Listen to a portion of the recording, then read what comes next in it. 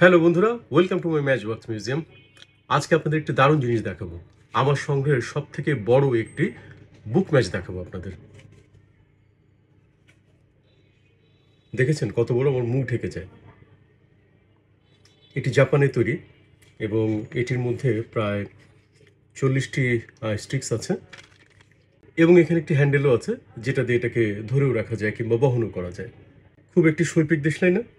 দেশলাই সংগ্রহের মজাগুলো হচ্ছে এখানেই। দেশলাই মানে কোনো বাক্স না। দেশলাই যে কোনো আকার আকৃতির হতে পারে, যে কোনো ডিজাইনের হতে পারে এবং এটি চমৎকার একটি বিস্ময়ের মতন ব্যাপার সবসময়, অন্তত আমার কাছে। আপনাদের অবগতির জন্য একটি বিষয় জানিয়ে রাখি, বুক ম্যাচ বা ম্যাচ বুক এগুলো কিন্তু নতুন কিছু নয়। দেশলাই যখন আবিষ্কার হয় অনেকটা তার পরপরই কিন্তু বুক ম্যাচের আবির্ভাব হয় এবং তখন থেকেই এই বুক ম্যাচগুলো বেশিরভাগ জনপ্রিয় ছিল বিজ্ঞাপনের কারণে। এই বুক ম্যাচে খুব চমৎকারভাবে বিজ্ঞাপনগুলো প্রদর্শন করা যেত এবং সেই 18 শতক থেকে আজ পর্যন্ত এই বুক ম্যাচগুলো কিন্তু সমানভাবে জনপ্রিয় এবং তাই এটার গ্রহণযোগ্যতা অনেক বেশি। পৃথিবীতে এমনও সংগ্রাহক আছে যারা শুধু ম্যাচ বুক বা বুক ম্যাচই সংগ্রহ করেন।